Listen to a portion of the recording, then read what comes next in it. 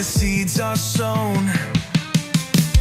Fingers tapping on a Ouija board. Broken silence like a shattered chord. Eerie hums in the dead of night. Is it truth or just a trick of sight? Wow, hello. That went very smooth. Yeah. That's creepy. For a Well, change. hello everybody. Welcome to another Things Paranormal Talks, and whole new one. I'm back from holiday. Welcome back, Shane. Thank you. Today we have a, for me, amazing guest, and his name is Professor Cal Cooper. Welcome. Hello. Thank you for having me. Thank you for coming on.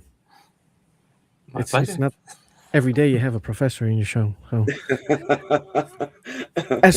as always, I'm going to ask you, who are you? Can you explain who you are and what do you do? Yeah, I'm a psychologist first and foremost in my training, chartered with the British Psychological Society, and a fellow of them. But I'm based at the University of Northampton, so in the pretty much just bottom of the Midlands of the UK, where for a very long time, since 1996, we've had a taught course in the psychology curriculum on parapsychology. That's still going now. And we've got a large group of researchers there involved in parapsychology within the psychology department. I supervise a number of PhDs in that area. My own PhDs have focused on elements of parapsychology, one more than the other.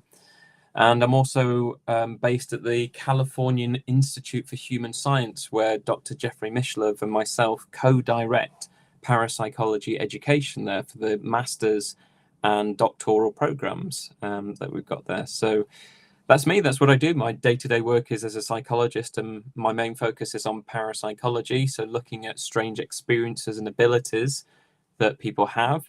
But I also specialize in death, dying, and bereavement. So there's natural overlaps there, especially experiences around death.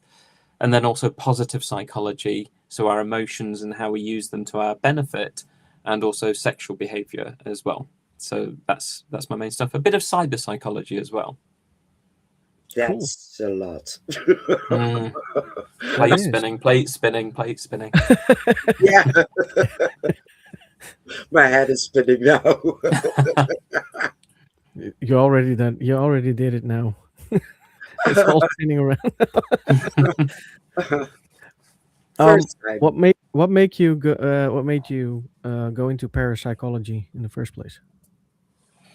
I suppose psychology, aside from parapsychology, was my fallback because I started out with an intent for performing arts and stage performance. So I've always loved theatre and drama. So I did that and did kind of side education on the top of what I was doing at school. I was doing side stuff with acting academies, and did small performances. I made some horror films at college and stuff that got shown at the Broadway cinema in Nottingham, and really enjoyed that. But I think it was one of those things that I never dived in at the deep end with and just committed myself to it no matter what. And I certainly didn't want to go down the route of getting an education in acting, thinking, oh, because you've got a degree, you'll get... I knew that actually, if I was going to go down the route of acting, I needed to just go to a lot of auditions and put myself forward that way. And then, you know, opportunities might come along. And so I took on a psychology degree as something useful to have. Never bothered going to any auditions at all, because I was so engrossed in what I was doing. But I picked a university that supported parapsychology as one of their many aspects of study within that degree. So I looked at a number of different ones in the UK and settled for the University of Northampton.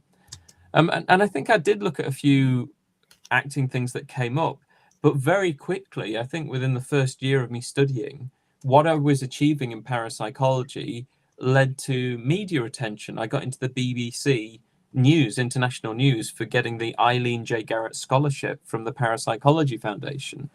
And so all of a sudden I was doing loads of BBC radio shows where they were fascinated, as they termed it, with this paranormal scholarship, and explaining what that was. And I realized actually I quite like this, where I've got an outlet to speak to the public, but I'm performing as me, but with the skeptic hat on and with the parapsychology hat on, and translating science into something that's digestible for the public to understand.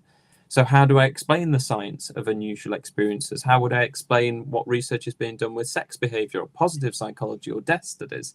How can I make that enjoyable, palatable, for everybody? And so there I found a platform, really, and opportunities just kept coming my way. And I just became very good at networking as well. So I've met a lot of people over time that are involved in acting, or they're well known in the media for science. And things have just grown that way. So I stuck with parapsychology, even though people said don't as a career path, because there's just not enough jobs in there. They're so scarce, let alone psychology. But I ended up in a dead man's boot situation where usually they'd say, well, you probably only get that position if somebody died and you replace them. Well, a couple of my peers, one retired and one of them moved to go and cover other parapsychology work at the University of Greenwich. So then I stepped up to the mark and sort of became an assistant to Professor Chris Rowe back in 2012. So after my graduation and getting my master's degree and starting my PhD journey, and I started leading the parapsychology module and getting more and more involved. And so I've been planted at the University of Northampton ever since. Even as an undergraduate, I was doing research assistant stuff. I was a research assistant for a remote viewing project and also for a psychokinesis study as well. So that's the ability to allegedly influence things with the mind alone. So whether it's computer systems or, trying to bend a pencil with your mind or a piece of metal like a spoon, things like that. We were working on computer systems. So my first major paid job in the university was for parapsychology. And still to this day, it's my full-time job as a parapsychologist. That's so cool.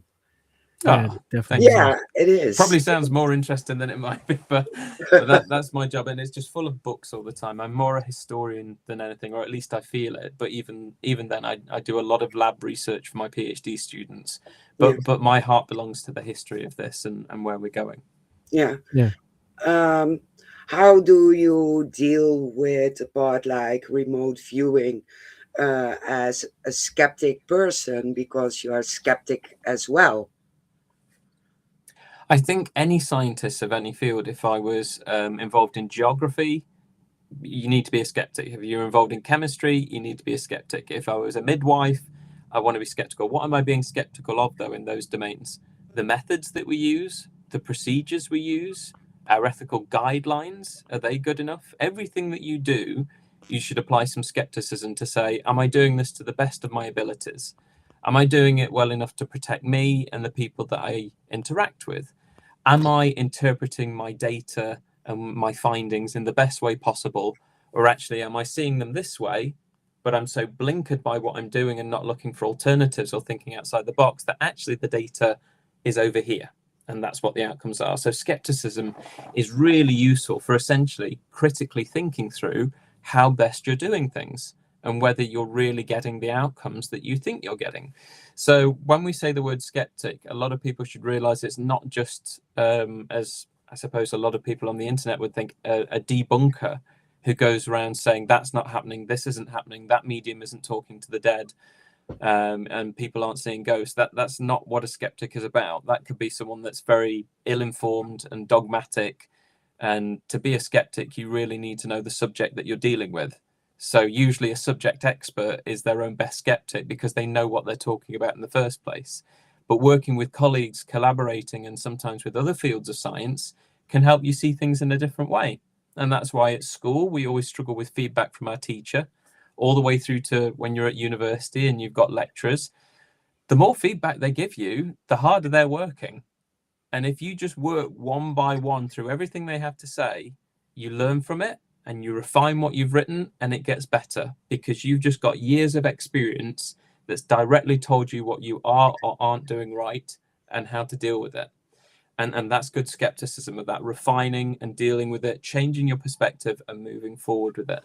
So you asked with remote viewing, how would I kind of approach that with skepticism? Well, like anything else, really, my role when we did the initial remote viewing trials was to send people through two different procedures. One that was similar to what the military did, when they were sending soldiers through remote viewing programs, and then take that same person through a process that we call Gansfeld, where they lay in a reclining chair in a soundproof chamber.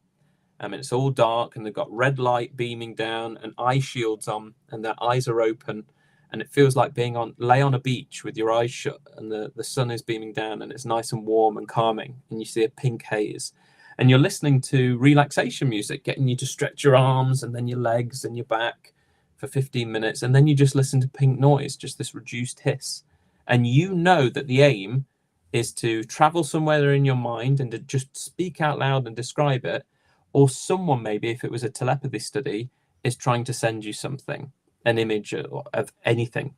With remote viewing, it could be that a friend or relative has actually gone to the location selected. You're told they're walking around and interacting with it. They're picking up everything or touching walls and trying to send it to you. So that's the procedure. And need for skepticism with that is, well, how do we deal with that kind of data? How do you actually put that in a laboratory? Well, typically we've dealt with postcards and images through to then random video clips. And when people go through this remote viewing procedure, there is a video clip selected in the future. It's an hour after the study is finished. So we use precognition, ideas of seeing the future, as a safeguard to protect from cheating and fraud, because it doesn't happen until afterwards, which is great that we use a parapsychological thing to safeguard cheating and fraud and error as an element of skepticism there. And so it's a 1 in 4 guess. So 25% by guesswork should be the overall outcome. And doing these kinds of studies over many years, they have averages of 38 to 45% success rate, which is really interesting. These things that are said in remote viewing in the Gansfeld, they're all written down and they do drawings, and it's compared against the 4 clips with a judge who looks at all of them and watches them and does not know which one is the target. So they have to rank order the best one to the worst one over and over again. So you've got this independent judging going on, and you can compare multiple judges. So, that's how great the skepticism has grown. This has refined itself ever since the 1920s with the original Xenocard studies. So the star, the cross, the wavy line, the circle, and the square, since Duke University in the 1920s, all the way through to these kinds of studies. And now, beyond me, because I'm not a tech person, but harnessing virtual reality and now AI has come into everything. There's so much opportunity for advancing these studies even more. And they are right now developing even more as well. So skepticism comes into the methods that we apply to safeguard anything else being responsible other than potentially psychic functioning. That is very I know that was interesting. a lot to take in, sorry. No. That wasn't a soundbite. That wasn't a little... I'll give you a snippet. That was a long waffle. Sorry. Now, we do have a question, I see. Okay. Let me see. I can show it. Hey, Cal, yeah, that's a nice word. A casual, there we go, connecting principle. Do you have a view to regard to the paranormal is synchronicity in almost all personal interpretation? I suppose there's so many day-to-day experiences that are, you could see them as synchronistic, that from a precognition to a telepathic experience with a relative, like let's say you're on a plane flight somewhere and all of a sudden you've got this excruciating pain in your arm and it just won't go away and you don't know where it's come from, and your brother or sister on the ground wherever they are has fallen and broken their arm, and you could ask, well, is that coincidence? Were you actually just so happen to have like a trapped nerve in your arm because of the way you slept the night before, but it's just really bad and it's causing these muscle spasms and the pain, and it's just timed at the same time they've broken their arm, and you've drawn that link. You've thought, how weird that when I was having pain, you have broken your arm. To interpret it that way would suggest some sort of telepathic interaction. But if we don't allow that interpretation, it's just, it's that coincidence element, it's that interpretation of things that actually you were due to have that muscle spasm because you slept that way. and they were doing something and just so happened to break their arm. They weren't watching what they were doing or where they were stepping. So you could interpret a lot that way, and actually the synchronicity has led to perhaps a false interpretation that your minds were reaching out and somehow interacting with each other when we don't need that at all. There's other more simplistic explanations than that. Some go way beyond that, where we've got the seeing of apparitions, and it could be that you see an apparition of someone that's a loved one, and they're clutching their chest, and then they disappear, and you learn that at the exact same time, that person, wherever they were, had a heart attack and died. So why has that happened? Why have you never had apparitions of that person or anyone else other than at that point when something so significant, such as them dying, happened? Or even other ones where we see apparitions of people we don't know and they suddenly disappear, and later on we discover who they are and that they were a person that at the time was dead, but they are known to other individuals. And the same could be said for precognition and stuff where we don't know what this means ultimately. That there were premonitions en masse for Titanic and for the Aberfan disaster in Wales with the coal slick that covered the school that had all the children in, 9/11 and the tsunami. These were en masse where people weren't there, they weren't involved, they didn't completely understand what this premonition was or what it meant, and yet you've got so many people that are having them, and then all of a sudden it makes sense. And some of them are very vague, such as, oh, I was around loads of children, then all of a sudden it went dark and there was panic, all the way through to I saw coal in an avalanche coming down a Welsh mountainside, and it just consumed the school, and everyone was screaming, and it looked like this, and people were digging, and that's way more specific than the darkness and the children. So there's some that seem to go way beyond inaccurate appraisal of a day-to-day coincidence. It just doesn't have enough information, but we've tied the rest together and made it seem paranormal. Yeah, clear answer. Yeah. Good. We have another question from Gareth. Is Professor Chris Rose still doing experiments of the Gans field at Northampton University? I think they've just completed a sequence of them. So we had 2 different Gansfeld projects running, and another one was based on diet and psychic abilities, but that was between Northampton and essentially Leeds. So we had to get 80 trials completed, and that was looking at vegans, vegetarians, and then people who had an all-rounded diet. So that's just finished, and I do think what Chris was just doing has finished. But we've got a permanent Gansfeld setup, so I know there'll be another project before long where we do open it up to the public, and we've invited many people before, people off of social media that were interested, and they've come to see the university, people that have done podcasts and they've taken pictures and then they've reported on it in their podcast what it was like, which is great, because then they're reporting on what is science actually doing. So that there'll be another round, and when there is, we'll stick it on social media, and if people are able to, please come along. Please don't be shy in sending us an email and taking part. You'll be made very welcome if you come and visit us at the university. That's cool. We have a question from Noreen, and she was interested in the flotation tank research. COVID happened, and I think she missed out on the results. Oh no. Well, so yeah, did the flotation tank research happen? I know you're about to start just pre-COVID, as you discussed it with my good friend Anthony Peake. Tony Peake. Well, we had Tony Peake at the Society for Psychical Research at the last study day. Really well known as an author, and lots of his fans turned up as well to see some of that, so that was really good. So what happened with the flotation tank? Well, from 2016 to 2020, we ran a pilot in Nottingham, and we did a small scale study of it. Then we got our own flotation tank set up at the University of Northampton and ran a few minor trials with that. Essentially, it didn't work in terms of the location and the method. It just wasn't fit to run any studies with it.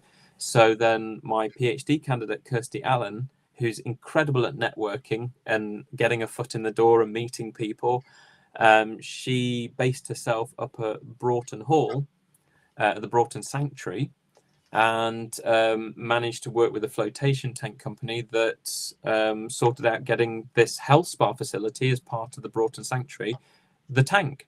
And it's from there that we ran all these paired trials of 80 trials for her PhD. And so that phase is done. So again, we'll open that up again. There will be invites to come and have a go at a flotation tank, because we will do more beyond her PhD. She's just finalizing it now, and we're working towards her final exam, the Viva. But the outcomes, I can't say much at the moment because we haven't fully finished, but we have got all the data, and they were in a positive direction. They weren't as positive as perhaps we'd have liked them to be, but they certainly weren't completely sat on chance level throughout the entirety of what they were done. And we also found within the people that were used, some people that were star performers, just like JB Rhyme was looking at with the Xena cards, where he had people that you can get on average about 5, 6 out of 25 on repeat, because that's what chance expects. Ryan was looking for his star players that were getting 10, 11, 12 or more repeatedly every time they were going through a deck of 25. One person who managed to get 25 out of 25 straight. And so he took those star performers and kept working with them. So flotation tank, positive direction, more to report on that, but could have been more positive than we like. But it is the first major run, first ever full set as well, of enough power to be seen as a full study. So everything before was a pilot. So this is our starting point, really. It's not an end point. So we've got more to do from here. Cool. Yeah, Very and cool. interesting. Definitely. Yeah. We have another question from Tony. I think he left his caps lock on, but I can't even read the whole question. What's your view on the connection between quantum mechanics and the influence of consciousness influencing reality when viewed, and the fact that consciousness itself, disembodied consciousness being a being, the direct influence of paranormal Activity. activity, sorry, cut off again. I have no idea, Tony. I don't deal with quantum mechanics or quantum physics as a psychologist. Most of my work is dealing with the bereaved day to day. And as I say, I'm a historian for the field and I'm in the lab. I wouldn't even pretend to say that I know anything about the beginnings of quantum mechanics. I could tell you a little bit about the history of the organization that produced the Journal of Paraphysics. But that's about it. People that you will get a far better answer out of. My PhD student, I'm very proud of, Mike Dorr, that I just mentioned, that did the diet study. He has just got a book coming out that I could look up in a second. But if you look at Michael Dorr, he's got a book coming out on questions of consciousness, the reality of consciousness. Dean Radin has done the forward for it. And besides that, I'm sure, Tony, you've read Dean Radin's books as well. There's one called Entangled Mind. And so you'll get far better answers from people like that who've made it their purpose to look into that than me. I can only point you in the direction of it. I can't provide you with an answer that would enlighten anyone. Yeah. All honesty. Very, very clear. Very clear. Yeah. Noreen says thank you for your answer about the flotation tank. Phil has another question. How do you differentiate a paranormal experience from a neurological glitch? I suppose that brings us back to skepticism again, and very carefully working through the day-to-day experiences that people report. There's a colleague again at Northampton, Louise Spires, Dr. Louise Spires, who looked at temporal lobe epilepsy and anomalous experiences, because she's had these experiences herself.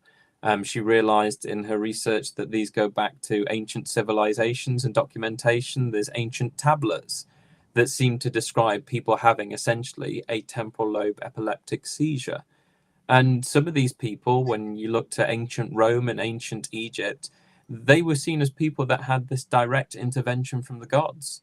They are being given direct messages through these visions and voices that they're hearing, and sometimes premonitions of the future as well.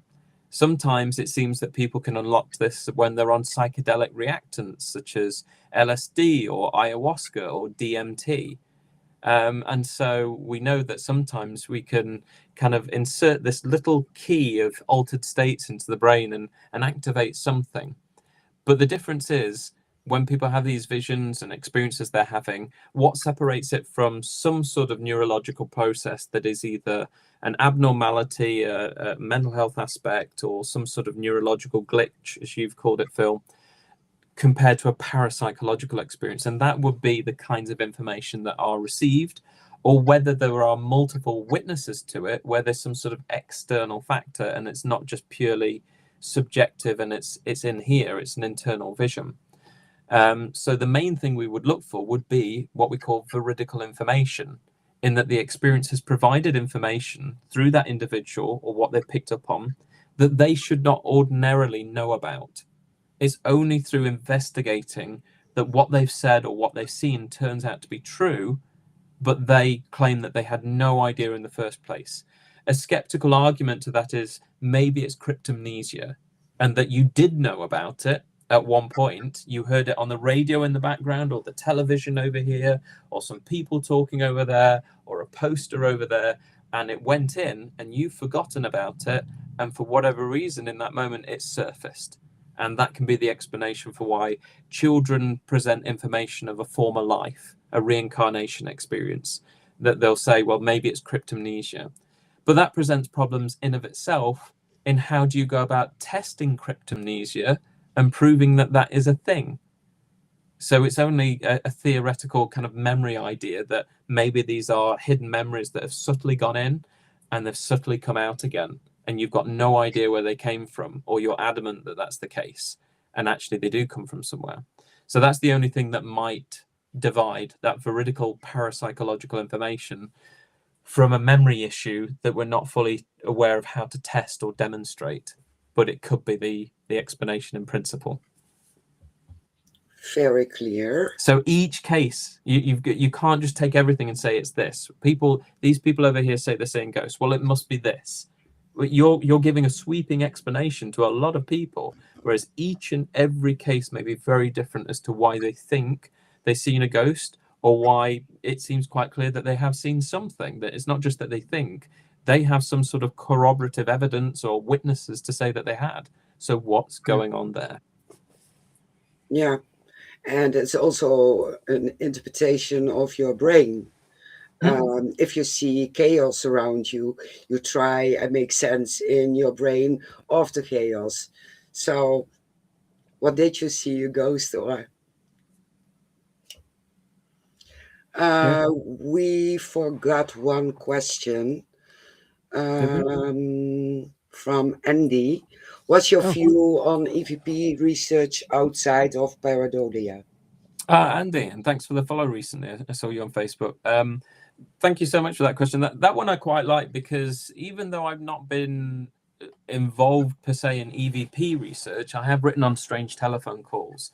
And I like the history of EVP, because Raymond Bayliss was technically the first kind of structured discoverer of EVP in a sort of a lab-based scenario where he set the conditions right. He was trying to rule out fraud and error, and he was working with a psychic, an astral projector called Attila Vonzele in California.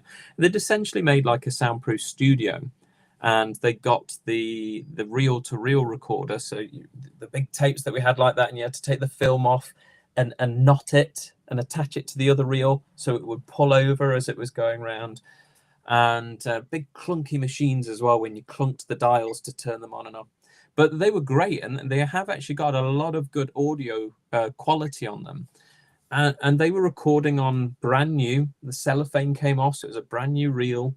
And then they would stick it on record in a soundproof box. And on playback, Raymond and Attila were getting bangs and raps and scratches and whispers. Where's that coming from? And so Raymond wrote about that as a letter to editor in 1959 for the Journal of the American Society for Psychical Research. He's not a parapsychologist. He's in some ways he's an amateur researcher, but he's a very sophisticated one because he's incredibly well read. He was a walking encyclopedia for the literature, Raymond Bayliss. His day-to-day job was as a landscape artist. In my house here, I've got a lot of his paintings that I've brought back from California and Las Vegas that I found over time. So I don't think ordinarily I would have picked that kind of artwork, but knowing it's his and done by his own hand, that's why I've started collecting that stuff. So if anyone has a Raymond Bayless painting, send it my way. I'll gladly take it off your hands. So I love that starting point, and there's an overlap with Friedrich Jurgensen, who makes the claim that he's discovered this EVP while recording bird songs and hears his deceased mother's voice on playback. He's got a background in opera singing and filmmaking and has a lot more contacts to the media. So him coming forward to the newspapers and saying he's discovered such a thing has got far more traction than Raymond Bayless in a very unknown journal that's to a select group of society members. That's not going to get attention. So Jurgensen gets this popularity for this discovery months later after Raymond's publication, but Raymond was working on this for 5 or 6 years before this came about by accident with Jurgensen. And then after that, we get Konstantin Raudover, who was doing this, and he published a book called Breakthrough that came with an accompanying LP, so you could play it and listen to this EVP as well.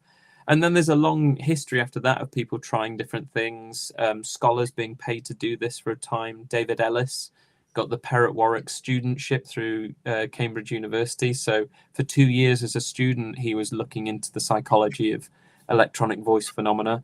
And this comes all the way up to present day with Dr. Anne Winsper, who at the University of Central Lancashire, as it was called, it's now University of Lancashire, she did her PhD on the psychology of EVP. So that's probably the most recent kind of full study you can read on the internet, because everyone's PhD is open access.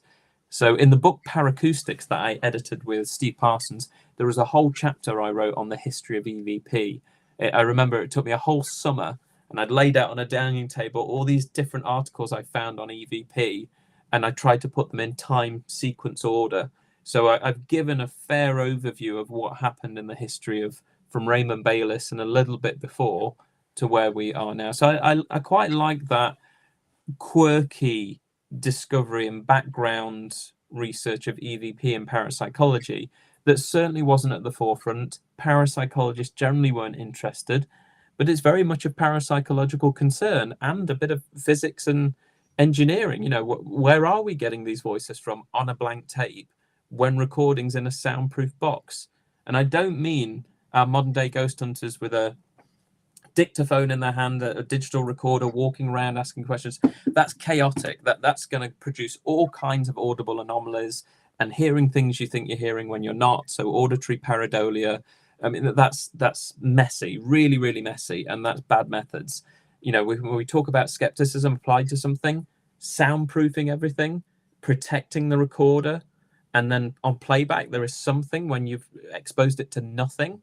That's weird. That's really weird, because you've exposed it to nothing. Exposing the recorder to everything and then expecting something sensible in response, or how you separate natural things from unnatural things, doesn't work. But that's how TV's influenced people's kind of hobbyist interest on this, compared to someone who was a hobbyist in this, as I mentioned Raymond was, and yet carefully thought through this and then thought about, right, I need to write this up now and present it to the scientists and my peers to see what they think. And that did in some ways spiral after that.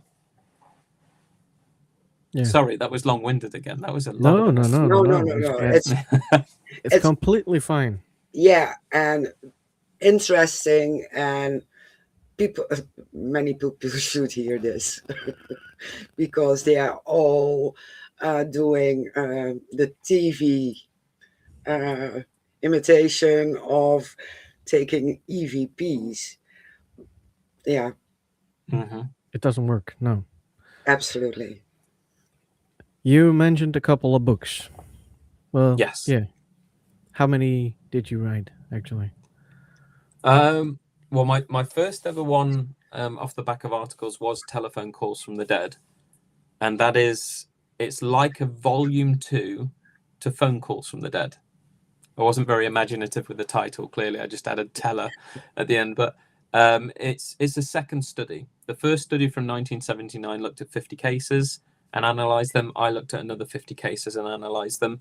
But I also mentioned what's happened in the 30 years since as well. And now we're 45 years on almost from, or pretty much since the first. So Phone Calls from the Dead, the original, has has literally just come back. It took ages to sort out the rights between Rogo and Baylis's estate, because it was Rogo, D. Scott Rogo, and Raymond Baylis, who I just mentioned, who co-authored it together. So it's back out as of last year, and I've written the postscript, which brings everything up to date 45 years on. So if you were to read them in order, it's Phone Calls from the Dead, Telephone Calls from the Dead, get the new edition of Phone Calls from the Dead, and go straight to the postscript. And then you've got kind of 3 separate things. So that was my first. I then sandwiched a book together that was unpublished by Alex Tannis called Conversations with Ghosts. So I was glorified editor for that, essentially. I co-edited Paracoustics with Steve Parsons, so I wrote some of the chapters, and then we edited the whole thing together, and there was contributing authors. I edited the book Psy in Psychotherapy and provided the introduction, so that was an unpublished book by Alex Tannis.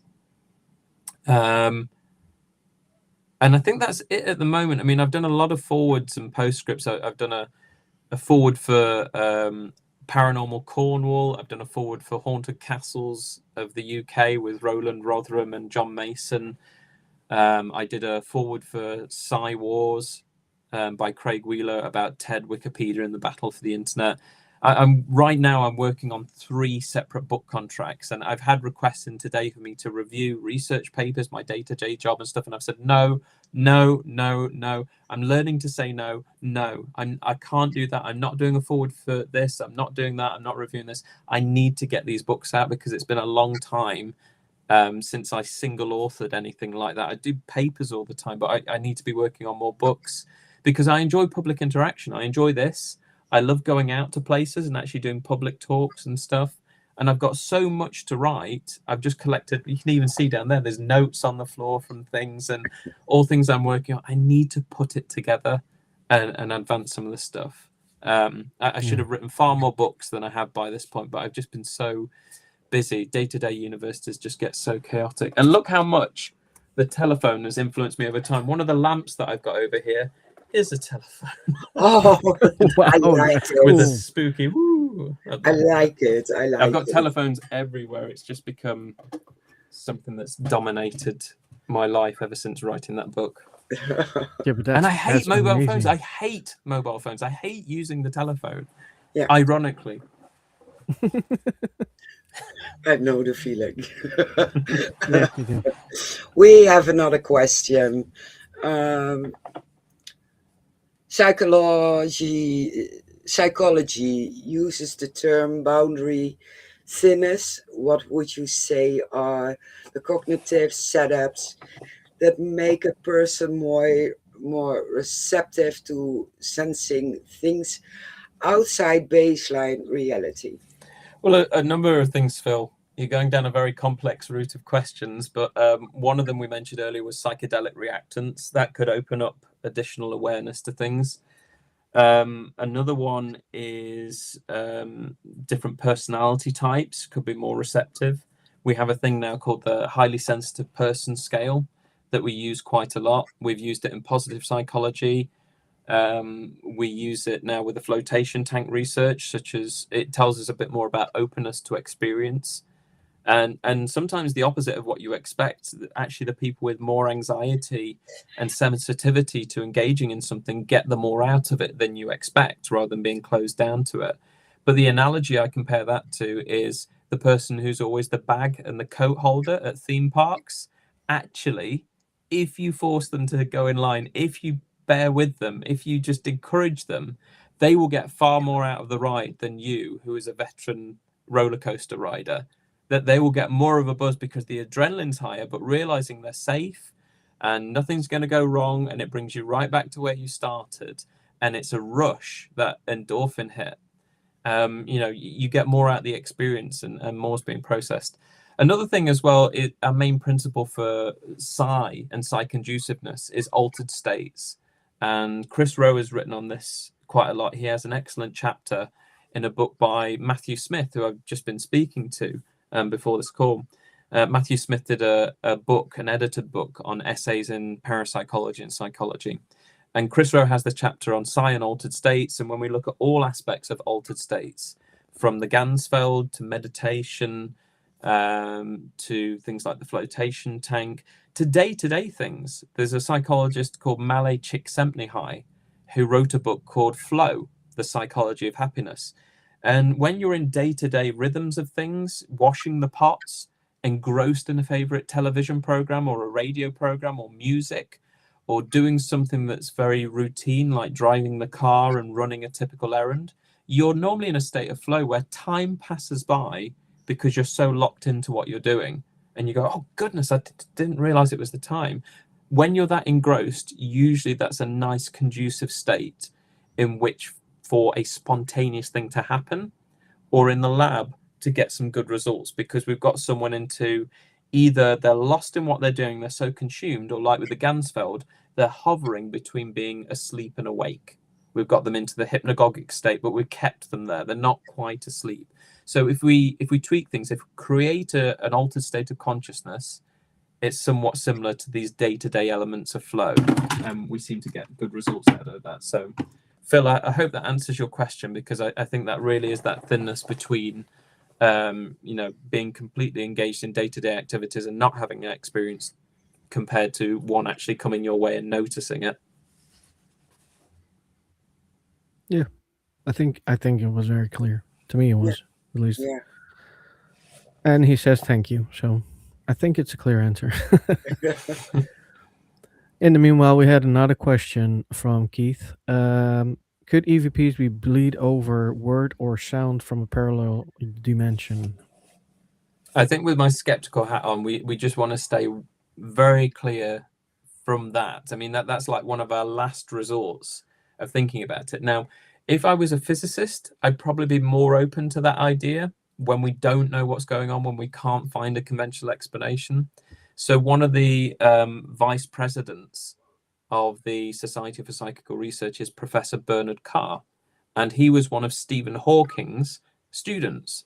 He didn't have very many PhD students. He was very selective in who he took on, but Bernard was one of them, and he had an interest in psychical research, and he still does now.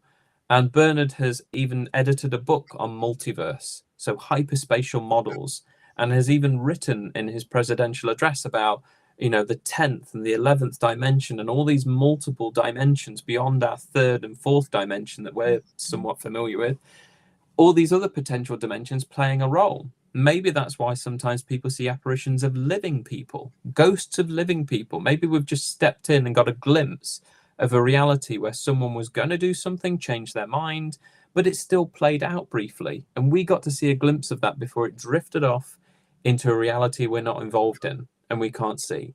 And maybe that's why we see apparitions of the dead, because again, they might not be dead. We're just seeing a level where they were alive, and we've just got a glimpse of that. So it's not coming from here. We are just seeing and processing what's out there, and that reality is just showing itself to us. That's what they'd think. With EVP, we've got all these bangs, taps, scratches, what kinds of things, tapping of the microphone, not realizing it was too close to our clothing, and all sorts. There's so many areas that could go on. But if we're getting distinct words and voices, well, then we'll question, does it relate to any of us that are doing the recording, or what's it saying? So there's all these initial steps before we get anywhere near thinking it must be coming from another dimension.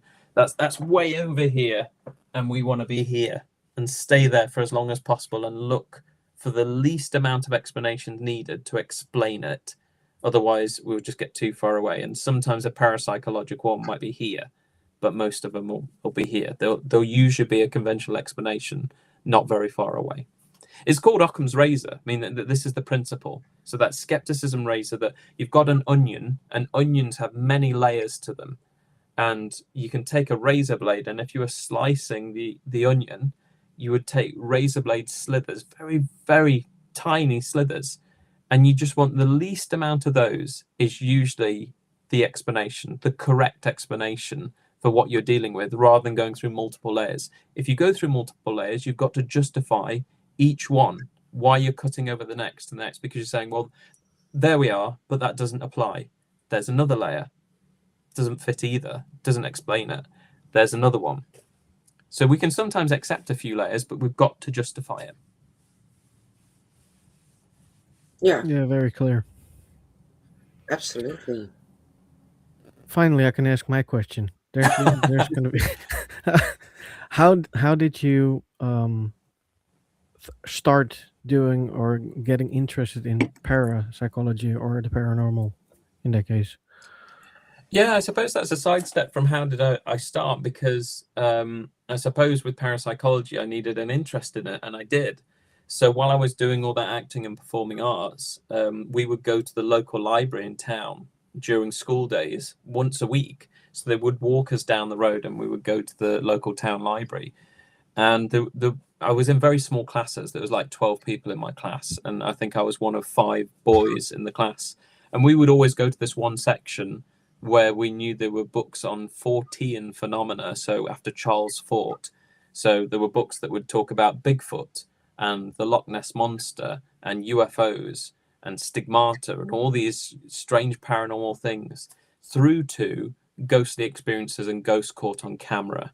And that's where I think the main book that I discovered there was the Osborne Book of Ghosts, which is very popular. I mean, it's been reprinted recently, and my friend Reece Shearsmith did the forward for it. And that introduced me to the ghost hunter, Harry Price. So I got to learn about Borley Rectory and Jeff the Talking Mongoose, which was a case called The Haunting of Cashin's Gap, where this family in a remote farmhouse believed that they were being plagued and haunted by a hybrid talking mongoose called Jeff. And I found these bizarre. Besides that, I mean, I was looking at the ghost photographs and thinking, oh God, yeah, I can see a partial face or an arm. And, you know, years later, becoming a psychologist, I learned more about pareidolia. And at college, I studied photography for 2 years. And I spent most of my time in dark rooms processing black and white and infrared film. So I knew all about photographic anomalies and errors and manipulation. But still, the context of this is a well-known haunted location. Loads of people have had experiences here. They say they've seen a nun, and you know, the long kind of flowing habit and stuff like that. And look, we've got this strange shape here. Well, it ties into the story, just like we talked about with synchronicities and coincidence. And actually, you've taken one thing and married it up with another, when actually, you know, it's a stray hair just over the lens, and the lens is here, and you're focusing on something over there. So it's appeared bigger and blurred, and it's got reflected by the flash, and it appears like this long gown and like it's over here, but actually it was right here next to the lens. So all of that fascinated me. And so I'd always been interested in the day-to-day experiences where you've had a full-on interaction with a ghost. People have spoken to it. Other people had seen it. None of these people had spoken to each other. It had gone on for decades. So why are people having that same experience? And that's what really got me into it. So when I decided to do the psychology degree, I was adamant that if I did that, I would do it at a university that supported parapsychology. So I could specialize in that. I could explore that aspect of psychology the most. And I knew I really had to try hard to be good at some other areas of psychology, like at least research methods. But I suppose I found my niche with other areas that aren't widely studied, such as death. There aren't many psychology degrees that really cover much of death, dying, bereavement. Sex, that's a big thing. Everyone knows about sex. Sex is a popular thing, but again, it's not widely covered in psychology degrees, but I focused on that. And positive psychology, that's grown a lot now. But at the time I started doing it, there were very few universities just primarily having a unit or a module focusing on emotions and how we understand them and how we use them. Most people get annoyed or frustrated or think it's stupid if they overhear you in a pub when you talk about things like happiness, that it's the most misunderstood and under-researched areas of positive psychology. We know very little about happiness. We know a lot more about the other emotions, and yet happiness, you think everyone knows what happiness is, but there's so much difference between language and how language is expressing happiness, what we mean by happiness within that, whether there's different ways of expressing happiness in other cultures, appropriate situations in which you can express happiness. Is it really the same thing as joy or elation or laughter? When we react, that's the emotional reaction, the physical reaction to sometimes something really tickling us and it being funny. Or contentment. Is content, being content, is that happiness? So there's all these different word plays about what it is, but happiness is so delicate. It's like a butterfly's wings. It's fleeting. It doesn't last long. you aren't constantly happy. You have moments of peaks that make you happy. The best place we can be in is a nice constant contentment. So this is the thing that, I love that area of psychology, and it's a lot of trying to understand and get a philosophical grip on different cultures over time and our writing on it. But now, modern day, we go out and study it. So fine, run some surveys, see what people en masse think about it. And then, if you understand it enough, can you do some lab studies on it? Can you control happiness or love or anger, whatever it may be? Yeah. Well, it makes sense to me. Good. Makes a lot of sense. Now, I read something about Britain's X Files. Is that something like the X Files, as in the TV program, or what do I have to? Yeah, it's kind of got that premise. It's off the back of some work and writing that my colleague, and I've not seen him in a long while, so if he's listening, hello. But Dr. David Clarke, he's at Sheffield Hallam University. He's involved in journalism and folklore, and I suppose they did base the series off the back of work that he'd done. And essentially he's been a main figure really for UFOs and UAPs. So we've got that term now. So unidentified flying objects and unidentified aerial phenomena. And so David was involved. He sort of appears quite a lot in the series as they brought it out. And there were a lot of aeroplane and UFO related cases, but they went into ghostly cases. They've gone into sea monsters and things like that, and conspiracies. And so I was brought on as a talking head again, because we're just like this and we're commenting on something else that's happened for parapsychology and for skepticism. And I've covered a few cases. The Aberfan disaster was there. The ghosts in St. James's Park, the headless ghost of a woman in St. James's Park in London.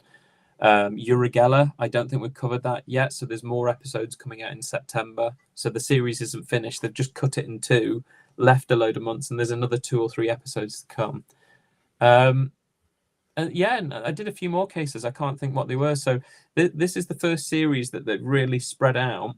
But right now, we are working on other projects. So I'm not just a talking head for things coming up. I am presenting for other things coming up in related projects to that. So I'm glad people are enjoying it, because I tiptoe between uncanny, and I've been a guest skeptic a few times on that and enjoyed it.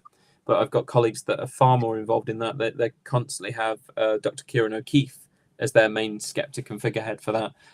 But as I was doing that, Britain's X Files came along, and I'd finished with other series that I'd done before, such as Paranormal Captured. And I've enjoyed it. It's been really good. They've been great people to work with, and they're very passionate about getting these experiences understood and the science behind them.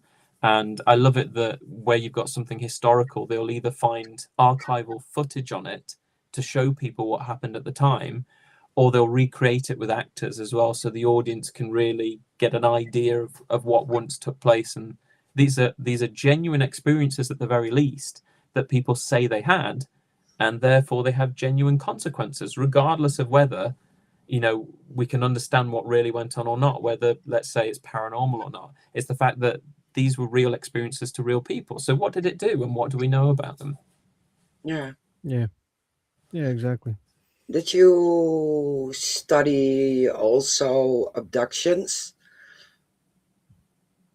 Well, with alien abductions, I haven't personally studied that. I've got colleagues like Professor Chris French. He's done uncanny as well. He's written on alien abduction experiences, especially for a parapsychology textbook by Robertson Groom called Parapsychology, the Science of Unusual Experiences. So he has a chapter in there on abduction experiences. I think he's mentioned it too. Here you go, Chris, if you're watching, there's a plug for your book. His book, The Science of Weird Shit. That is the title. I'm sorry, it's what's written on the cover. Don't judge the book by its cover, but he's covered abduction experiences in there. And I think for the parapsychologist, again, it's because of, does it relate to sleep phenomena? Is it when we're going to sleep or waking up? That because these are people that watch more UFO programs or are interested in aliens, or they were a fan of the X Files, that's their interpretation of the dreams getting mixed with reality, or even sleep paralysis as well, when they believe hands are pushing down on them and perhaps they're being operated and there's these strange beings around them. Whereas the ghost hunter, or the person that's interested in ghosts and spirits, might interpret it as a poltergeist or the spirits taking over them.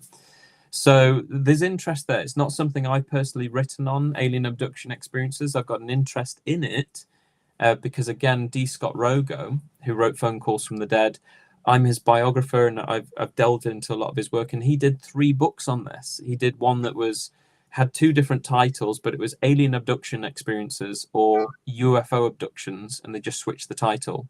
But it's an edited book of experts on these experiences. He did one called The Haunted Universe, about overlaps between psychic experiences and UFO type experiences, and whether they're one in the same, whether they're just a load of psychic experiences. And then he did one with Anne Druffel, and Anne Druffel did a lot of writing on UFOs, but their combined book was called the Tawangan Canyon Contacts. So that it was about a specific place where people had experiences, just like I spend a lot of time with the Bigelow family, and they owned for a time Skinwalker Ranch. And so that's one of the latest interest places, Skinwalker Ranch, and loads of experiences happening there. Yeah, that's one of the most familiar ones Yeah. in a lot of people's ears. Yes. I've heard all sorts of stories of the family growing up there and what kinds of things were reported. Yeah. And again, not my domain. I'm not an expert. I've just sat in and listened. I'll Yeah. leave it to the experts to write about it, because I know people like David Clark and others know far more on the literature than me. I was at a book auction recently where a related organization was trying to move the books on to other interested scholars, and they did a bit of an auction for it for very little money, and loads came up on old books on UFOs, and I thought, shall I just buy them all and have them all together for someone, or do I keep them? And I just went, no. And it didn't interest me enough to do it, because, as we mentioned, I'm spinning so many plates and I'm delving into so many different subjects. Do I really want to add expertise on UFOs in there as well? No, I haven't got the time. I'm interested in listening, but I'm not an expert. Yeah. No, you're still a human being. You can I'm a only do so human much. being. Have you had an experience that would objectively regard as unknown or paranormal in your younger life? Yeah, I don't think I've ever met anyone who hasn't, from believer through to absolute skeptic. There's always something, and I've met people who say, that they're a hard-nosed skeptic and say, I don't believe in ghosts, don't believe in them at all, absolute nonsense. But here's my ghost story. And you're like, okay, so you've set the scene. You want me to believe that you're rational thinking and you'll never have these experiences, but this one can't escape the net. It's caught you. So I've listened to all these kinds of ghost stories, from paranormal believers through to absolute skeptics, and I'm very much sat firmly in the skeptic seat. But I can relate to some. I've been to known haunted locations with the police in the past when they were looking at interesting ghost hunting, and also reports of break-ins for different things, and objects moving on their own on command, like rubble and stone, and it being warm when picking it up, and it coming from areas of the room where no one else is. There's only like me and 2 other people, and it scared them more than it's scared me. And it's just weird that it's moving on command. And that was years and years ago, because I used to be like every week spending my night inside a haunted location, or for days. There was a place called Clifton Hall where we went there, week after week, and spending either all day there or all night there. We spent a long time with that.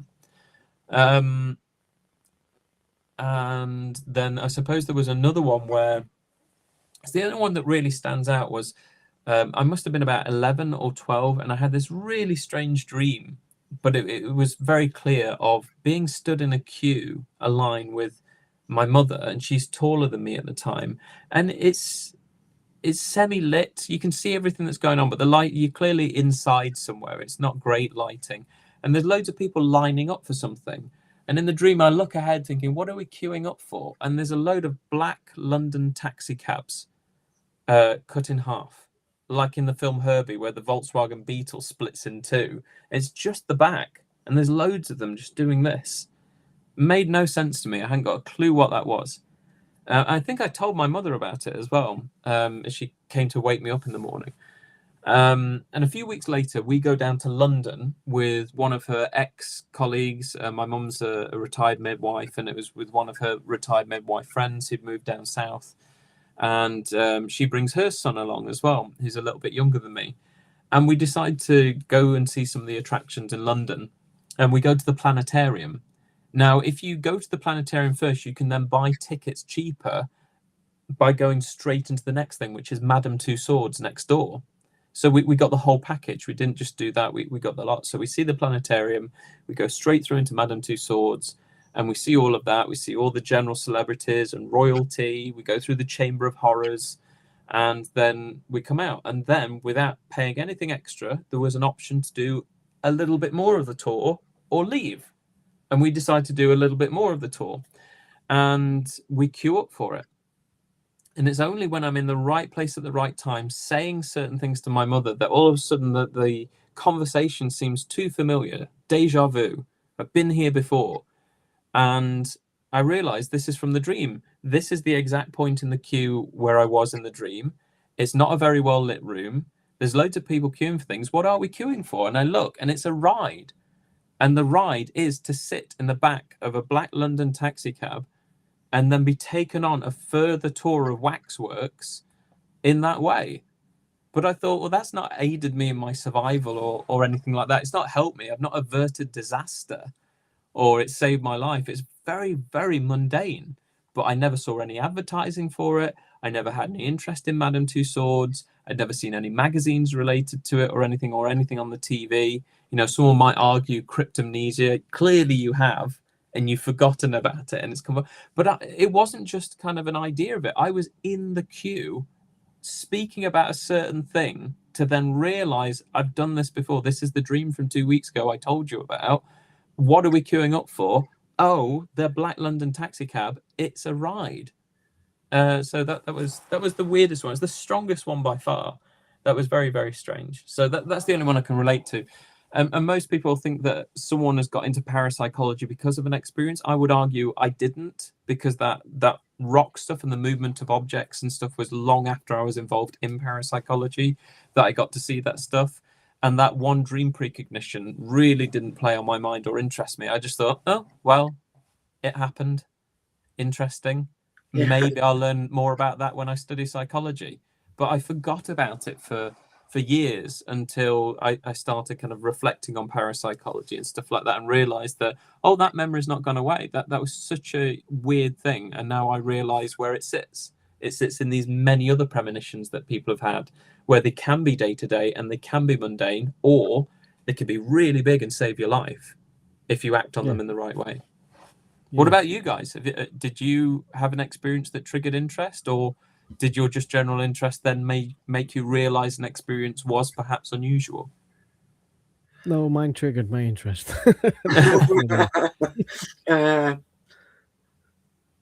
Yeah, for me, almost the same, but I couldn't relate and explain the dreams I had, and yeah, the deja vu moments weeks, even months later.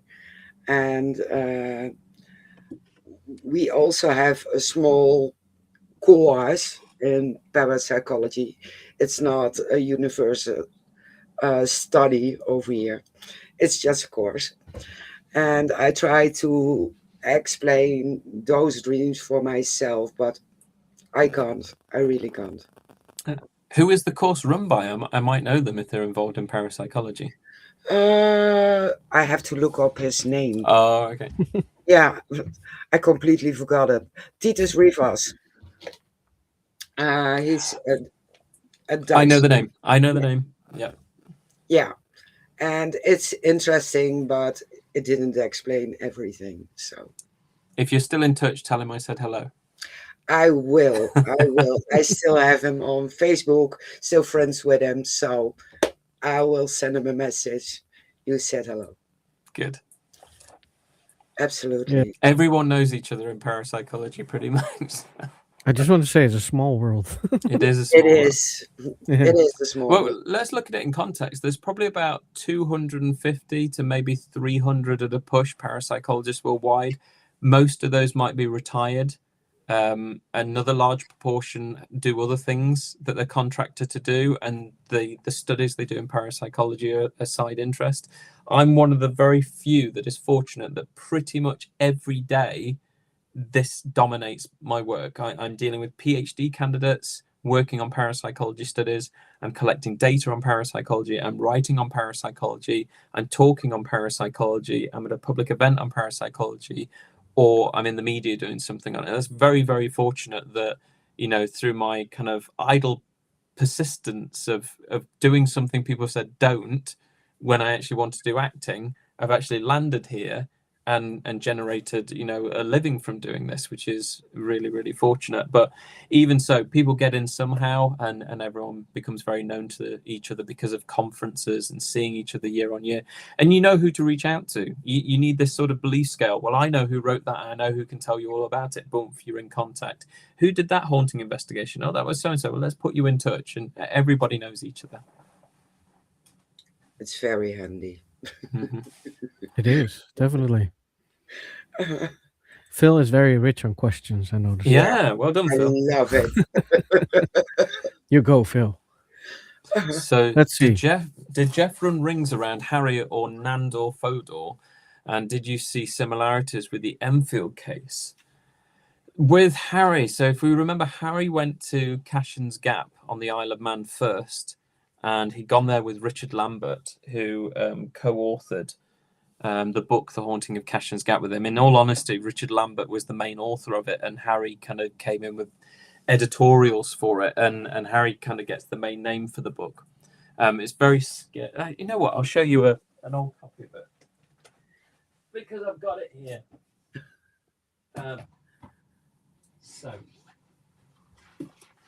There's a few copies down there, but this is beautiful, the old cover. So this is the original dust cover and a sketch of Jeff. So Harry Price and R.S. Lambert, Richard Lambert.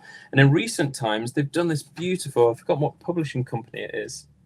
I can tell you, Gil Emmott, Guill Emmott, and it's number 9 or number 6 on it. But they've done this beautiful cloth-bound reprint. Cool. With an extensive introduction by Christopher Joseph, which is really good. And there's such beautiful drawings in there of Jeff. So, don't try and hunt down the very expensive, like hundreds of pounds, 1936 edition. Find this one. Or Christopher Joseph's book that's just called Jeff, G-E-F. And that's way more extensive than this and tells you the whole story. So check out Christopher's book, Jeff. You'll find that as a paperback. Really, really good. I reviewed it for the Journal of the SPR years ago. So Harry goes there first, and he doesn't see anything of Jeff in all of his visits. He sees evidence of perhaps something there, and if anything, when Voiri, the daughter, is talking, she's holding up like bits of string and stuff in front of her mouth whenever you can hear Jeff talking in this like really gruff voice, as though they believed that she becomes skilled with ventriloquism and she was throwing her voice. There's evidence of paw prints in plaster and teeth and hair, but the paw prints are weird because there's 3 sets of paws. At most there should be 2, front and back being different, but 3, and so they're questionable. The hair was analysed and it didn't appear to come from a mongoose. It seemed to be hair comparable to a sheepdog. They live on a farm. They had a sheepdog. And then besides that, there's photographs of Jeff, because Harry Price gave Voiri a camera and said, well, since Jeff is attached to you all the time, could you take pictures of Jeff? And so these are the kinds of pictures that we've got. So that's meant to be Jeff there, Okay. but it just looks like a bit of wood. Yeah. A fence Just say it's post, like a rotten Yeah. fence post stuck out Yeah. of the ground. Other times he looks like a stuffed, like a taxidermied cat, like on a fence. Incredibly questionable. And yet other researchers that Harry sent along, I think Captain MacDonald was one of them, and some people from the newspapers, 50% of the people that went out to try and see evidence of Jeff say that they saw or heard something. The other 50% say they didn't see anything at all and were very skeptical of either Voiry or the whole family's intentions. So sort of shrouded in mystery. Nandor Fodor, I'd need to go back and read into a bit more of what Nandor's opinions were. He'd written in them in a few different sources. There were a few articles, and Between Two Worlds, I think, was his book, where he's got a whole chapter on Jeff. I can't honestly remember what his follow-up was, but I think it was just as skeptical as Harry Price's. There is a film that came out with Simon Pegg and Christopher Lloyd from Back to the Future and the Addams Family of all people and One Flew Over the Cuckoo's Nest. He plays Harry Price. And I was so hoping I'd enjoy the film. I really didn't at all. I hated it. It was a really, you could have made it truthful and you could have made it scary, like the adaptation of The Woman in Black from the book to the theatre to the film. The film adaptation with Daniel Radcliffe with Jane Goldman writing that screenplay, it's a 12. It's rated 12 and it's terrifying. Yeah. Absolutely terrifying. And so and that's fictional. It's got a basis of truth because The Woman in Black it completely matches an early Society for Psychical Research case called the Morton Ghost, which was later known as the Cheltenham Ghost. And it was all based at a place called St Anne's House in Cheltenham, which is still there to this day. And the Woman in Black figure was very similar to how this apparition in the Cheltenham Ghost acted. So with Jeff, Nandor Fodor is portrayed as the main character in The Curious Case of the Talking Mongoose film. So Simon Pegg plays Nandor, and he doesn't seem overly impressed with what's happening, and it's made out that the entire community or the family are trying to dupe him, and maybe that's what was happening with Harry Price. But ultimately, I would say that if any argument comes about, you have got to admit that the case ended on a big question mark. It was never fully resolved as to what was going on. It was never fully demonstrated that Voiry was creating it. It was never fully demonstrated that the whole family was creating it. If these things are Jeff, like the wood or what we see on a fence, we never got to see that object up close to prove whether it was Jeff or whether it was actually a bit of wood or a cat that had been stuffed after death. But the other elements, the paw prints and the hair, don't match up. So, Phil, your original thing of running rings around, I don't think it was Jeff running rings around. The evidence is pointing towards Voiry and her parents probably running rings around people. And it encapsulated a whole community, a very remote community on the Isle of Man, where gossip got around of this talking mongoose. It scared the bus company enough because they believed Jeff was hanging on to the underneath of the number 9 bus, I think it was, and getting a free lift around the island and listening into people's private conversations, that the bus company put electrified plates on the underneath of the bus to stop this mongoose, or mongooses if there were more, hitching a free ride. That's how much they believed this was happening. And so I think the family perhaps were maybe running rings around. Certainly, if Jeff was real, then he was a massive trickster, and he said it. I'm a trickster, I'm a spook, I'm a ghost, I'm all these things. He claimed to be a variety of different things. It's a very, very strange case. So, film guys, if you're listening, I don't think the film will kind of appease you as much as either the original report or go to Christopher Joseph's book, just GEF. I know it sounds like Geff. It's pronounced Jeff the way he said it. So check that out. It's full of newspaper reports. It gives you the whole story. It's weird. And I love it. I love it, love it, love it. I think it's such a weird Harry Price case. Yeah. I am going to look into it because this is the first time I heard it. When you started talking about it, I was like, I've never heard of this. This is very interesting. Oh, yeah. But the picture you showed me, I was like, that's a log or something. Yeah.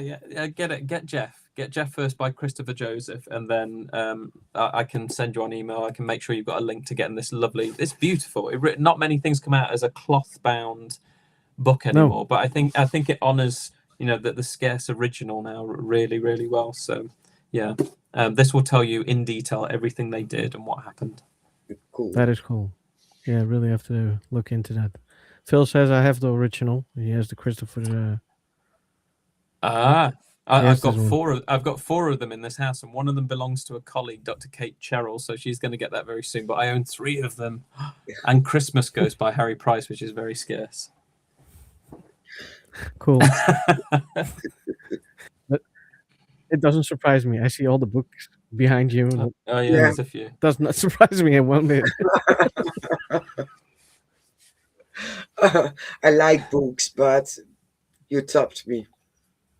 They're expensive. If I get an opportunity to buy one, it's an investment. Of course, I'll get them. Yeah, It is, true. but not on my age, because the kids will say, "Oh, that's mine, that's mine, that's mine." That's when you need to put a book plate in it and say it's got my name on it. It's definitely mine.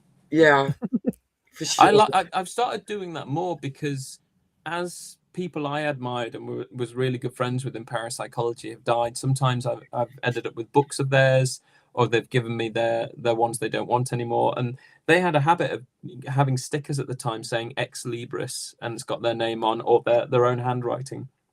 And I had a stamp made up. I love ravens, and I love a bit of gothic, and that kind of decoration for the home.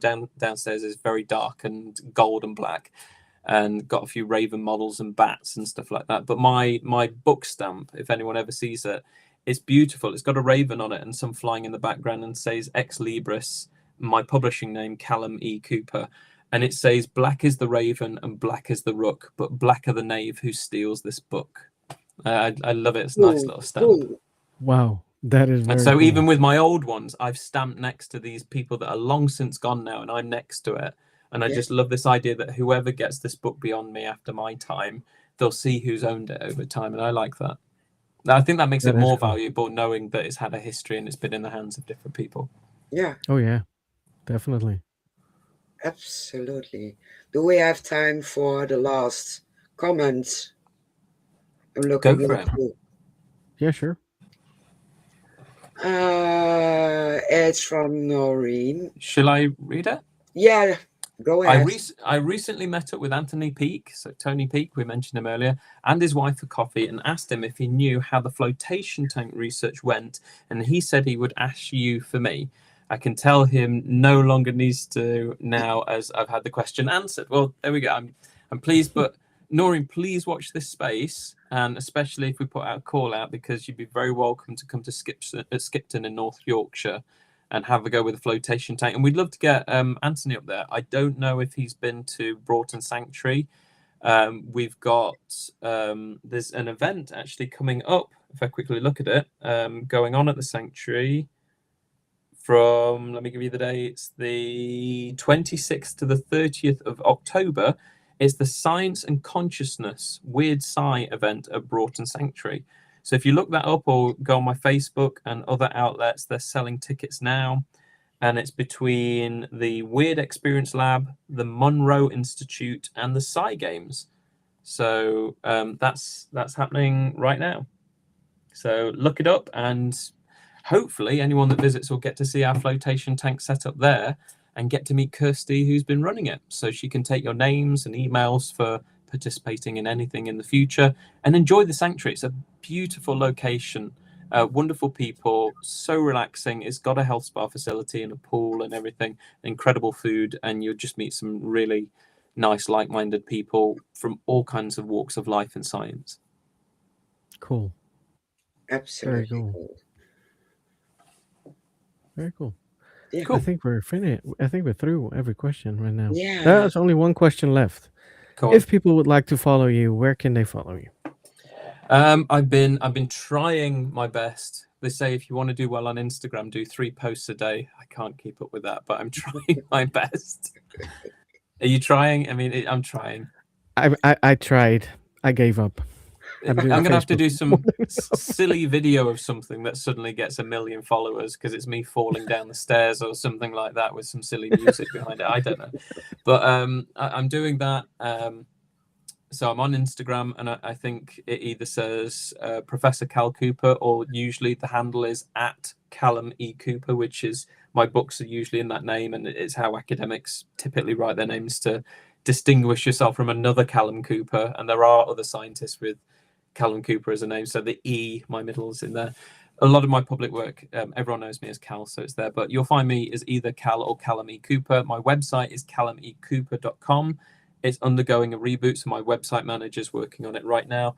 But TikTok, I'm on there under the same handle, and Facebook, it's a private Facebook account, so I do vet people coming in, but I only put out stuff about me and my work and events that I'm at anyway. And so that's just down as Cal Cooper. And most people from, you know, all kinds of interested communities, they've got so many mutual friends with me. I can tell it's because I've been on a podcast like yourself and stuff, and people have added me as a result. So Instagram, I'm trying to make more of my main place, but Facebook works as well. Cal Cooper or Callum E. Cooper. Good. Great. As always, I will put every link I can find about you in the description of Spotify and YouTube. Oh, great. Yeah. So does Mary. So everybody can click the link and end up at your pages. Well, if you, Which yes, comes in handy. you've got YouTube. So I would add as well, my close colleague, Dr. Jeffrey Mishlove. If no one watches it, please subscribe to New Thinking Aloud. So that's his channel, full of incredible lectures with parapsychologists, past and present, and other scientists. I've done a few. I'm meant to be a co-host, but I haven't done pretty much anything. I'm on a number of episodes, but I haven't filmed one myself because I've been so engrossed with the Californian Institute for Human Science. That was Jeff's baby, and he set up us getting a parapsychology program there for master's and PhD study, distance learning.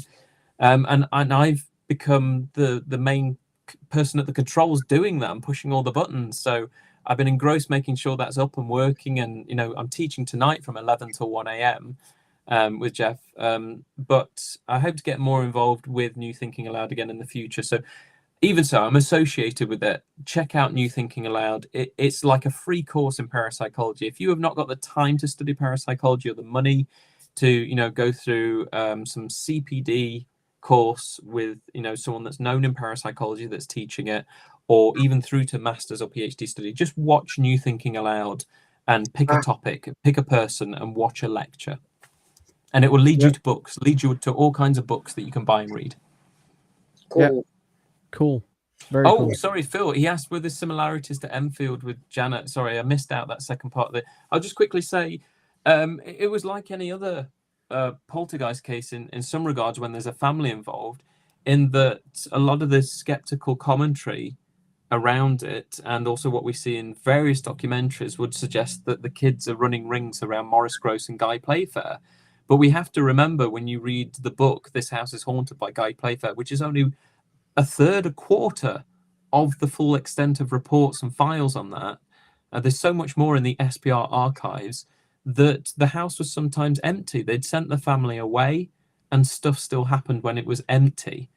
So as much as the kids were young and they were living with two psychical researchers trying to day by day document things, and of course they were going to commit pranks, they were even caught out for committing pranks. There are some very curious episodes where they're not involved, or it seems to be beyond the capabilities of a 10, 11-year-old who is very skinny and not very strong. And things like the oak kitchen table flipping over was one. I think the cast iron fireplace being ripped out of the wall and one of the bars bending, which the adults tried. They couldn't bend those gas pipes by hand. I think those are very curious elements. And I had colleagues that visited like a few times, like Tony Cornell, who was very skeptical of what the children were doing, and he loved to get playful with kids and take along water balloons and silly masks and just join in the fun. But he was a very serious investigator, and Alan Gold. And so that there were other people that came in to see that something was up, and it stood the test of time within the SPR archives. I think too much dramatization, and especially recent films like is it called The Conjuring, where they suggested the Warrens, Ed and Lorraine Warren had got some. Ed and Lorraine Warren had no particular involvement with Enfield. They turned up for a day and were told to go away by Guy Playfair. It's all completely dramatized, and they weren't researchers, they weren't parapsychologists. A nuisance as far as I'm concerned. And so it's this dramatization that ruins it for public perception of what actually happened. But I suppose, Phil, similar, you know, the activity and the scenario and the psychodynamics of the family, it is becoming like a battlefield. It's very chaotic to know what's actually going on when there's bullets flying here and Lego bricks flying there, and I'm merging the battlefield with the actual home, but all sorts is happening. So what's actually going on? What's fact from fiction? It's tricky when you're out in the field doing that and you're watching something as it's happening. You're actually part of the event, rather than being a bystander and viewing it after the fact. They're two very different things. So it's a very good point to make between Jeff and that haunting case and a family dynamic to Enfield many years later. That's the best I can do in the time we've got left.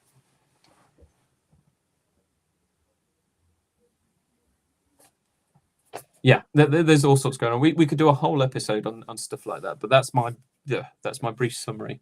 Yeah. Your mic is off. Mine? No, Shane's. No, I was talking and the thing didn't unmute me. Oh. So I was like, I thought I was doing that. Yeah, you can do it as well. everything went right until this point.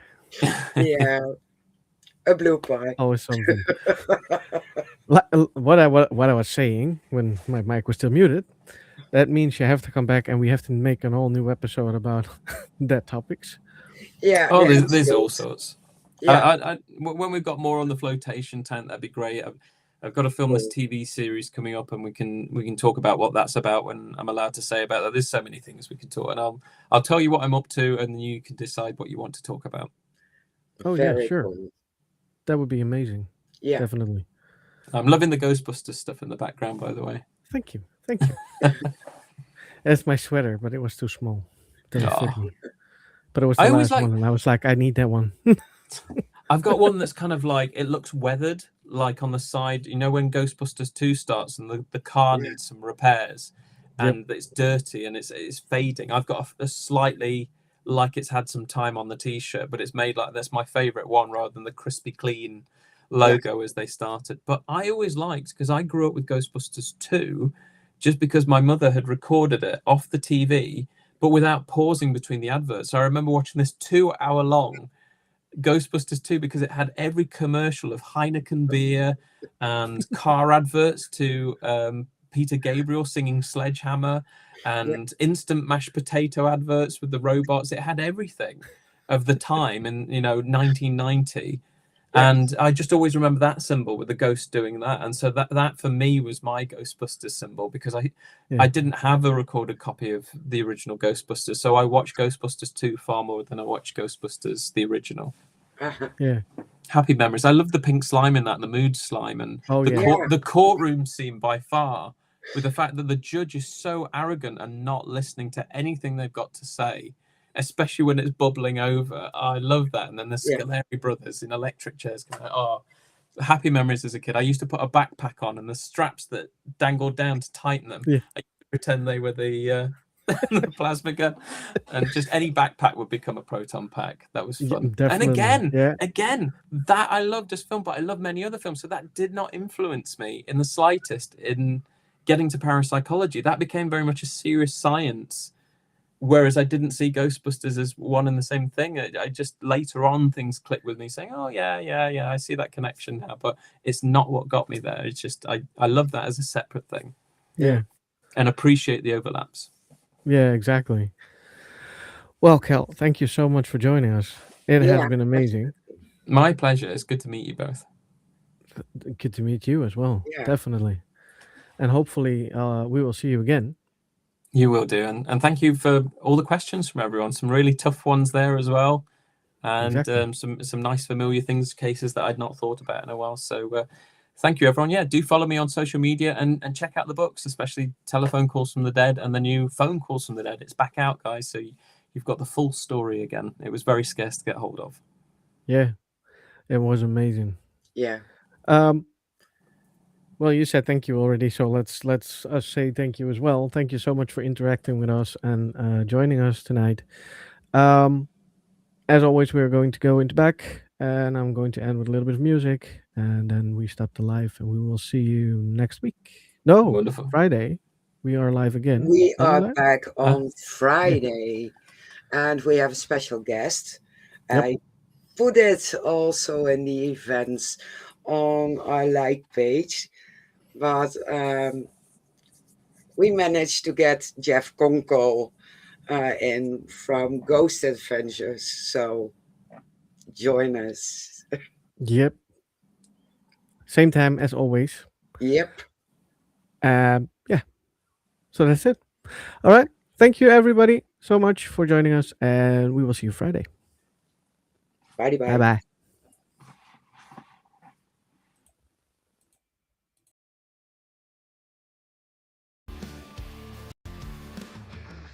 Stack, fake the unseen crowd. Fingers tapping on the veil too loud.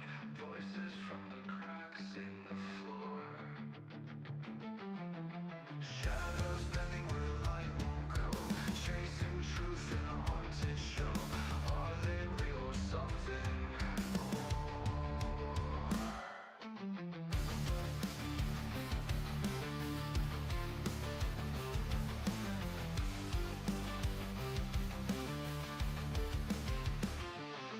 Psychic dreams or skeptics grin. Ghosts of questions circling within. Answers vanish before they land.